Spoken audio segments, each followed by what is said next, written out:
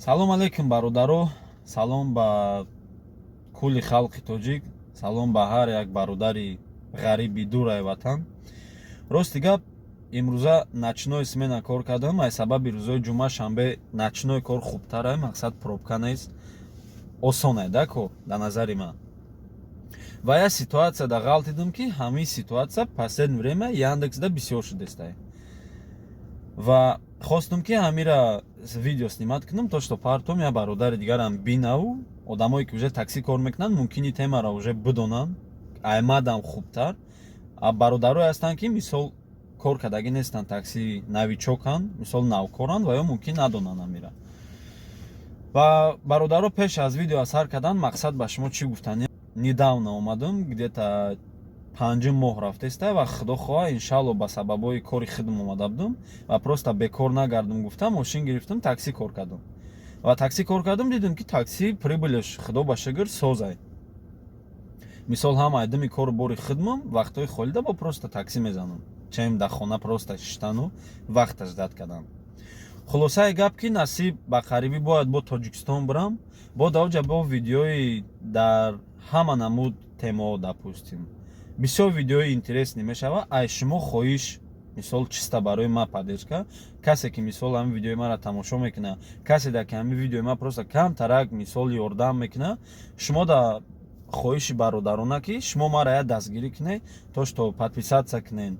Касе дар видео маъқулай лайк, касе дар маъқул нест дизлайк, мисол комментария ва ҳамин тема да хулоса. Ва ма мефаҳмам ки то што ман ҳамин як хабаре расондастам ки мақсади як бародари худамда ҳичам набоша, як камутум ёрдам кардастам. Мақсади гап ки шумо камтар маро дастгирӣ кунед, ман ҳаракат мекунам ки мақсад тез видео чизере ки худам медонам, мақсад шумодам фаҳмонам. Ҳо ман мисол медонам ки одамое ҳастанд даже тамошоам кунанд, ин чизое ки ман мегӯям ва ё давно медонанд. Не ки одамое ҳастанд ки мисол нав кор мекунанд, ва ё да фоида мерасонанд. Мақсади гап ки ай тарафи шумо бародаро поддержка, ай тарафи ман ҳаракат. Хоб сар мекунем видеоро. Мавзӯи видеомона тоест последни время ман ҳамеша заказ гирифтам Яндексда. Омадам расидам, дар ҷом расидам, на месте раҷӣ хидам, яъне дар ҷои адреси клиент заказ кардаги расидам, кнопкаи на месте раҷӣ хидам, заказа аҳамият додам, заказ безналичный буд. Мисол Яндексда ҳастай, заказ наличный меша, ҳам безнал меша. Наличный чиай? Вақте ки шумо заказа мебаред, клиент шумода пули тоза метиҳад. А безнал допустим дар ҳолати ва ё ай Play Market аму приложении закази Яндекс такси скачат мекунанд, уҷа да бо меша ки карташона пайваст мекунанд, то што поездкои ва ё ай карташ снимат мекунанд.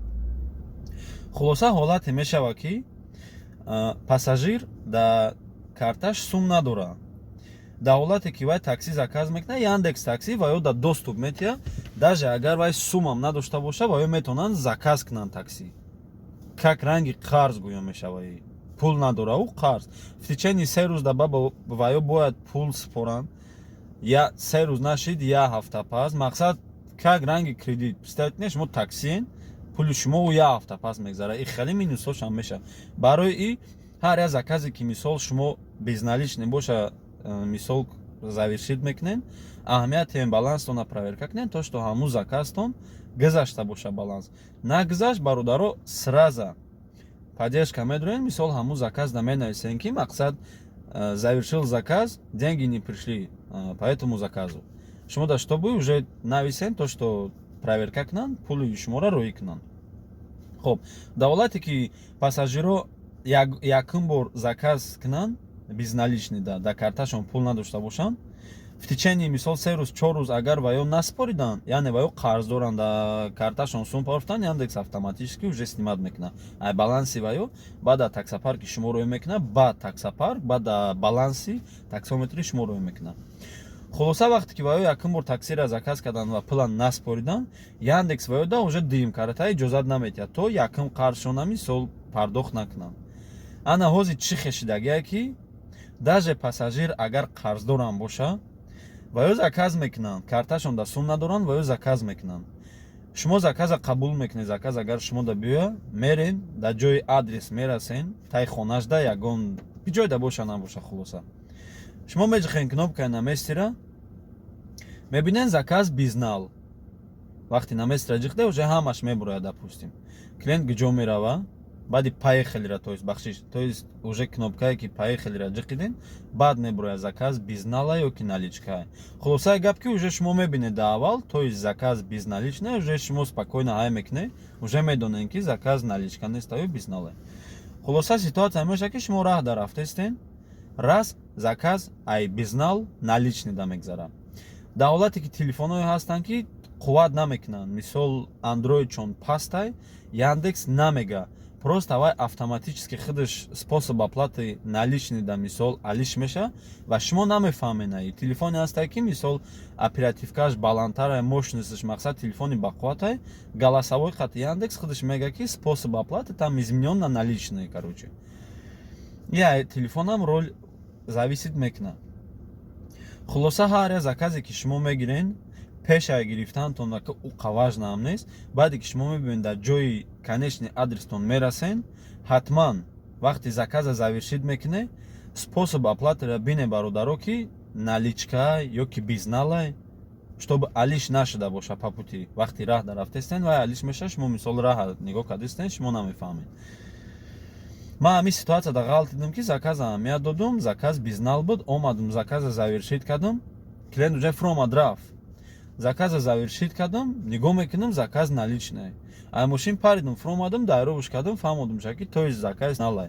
ай камуtum гапо пасту баланд шуд, овардамш, нишонаш додам ки набин, то что закази ту наличка буд. хулоса гирифтам, пули наличка гирифтаму, ба истодам фикр кардам ки ҳамият мумкин бародарои ҳастанд медонанд, мумкин одаме ҳастанд ки ҳамхели нағмаҳои яндекса намедонад, мисол чтобы барои худтон бидонед ки ҳамхели минусҳоам дора. заказ наличный, безналичный, то есть раҳ да наличный да алиш меша. ин видео буд мақсад нашоти ҳамин тема. баъд яда бародар нависта буданд, то что да ҳамин яндекс кор карданда чӣ қадар пул кор карда меша.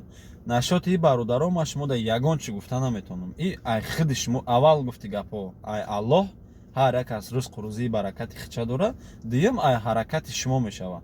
ҳаракати шумо чӣ хе? одаме ҳаста ки ман худам ина шахсан рӯзш меша чиста беғарз ай ҳама расходом 3000, 2500, 2000 ин смотря ай ризқу рӯзии ҳар як мақсад муъмину мусулмонае ки вай чӣ қадр кор мекунад. ман ягон таи шумо да гуфта наметавонам ки то есть шумо да як рӯз инам қадар сум кор карда метавонед. одаме ҳаста ай сар мебурад то шаба кор мекунад, 2000 худаш да кор мекунад. одаме ҳаста ки ай соати 10-11 мебурояд, то бегара кор мекунад, 3000 кор мекунад. мақсад ҳар як бародари муъмину мусулмон медонад ки ҳар як кас ризқу рӯзии хича дорад. кор кардани боше бародаро, конкретно кор мекунен, айдами кор мешен, кор ба мақсади кор омаден, конкретно кор мекунед, бе ягон ҷурабозӣ бирам иҷа дақиқа бишинам, ин ҷурам занг зад бирем фалон ҷо да бишинем, не, хе кор намешава.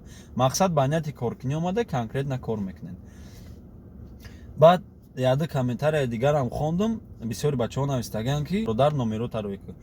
ай сабабе ки бародаро ман як телефон дорам, узри зиёд, ман наметавонам номерои телефонма дода, барои чи ки ман кор мекунам, вақти навигатор гирёна gps кор мекуна, ман як телефон дорам, наметавонам. агар шумо зангам занед, ман мисол кор даем ё ки адами кору бори хидмам, хулоса гап зада наметавонам.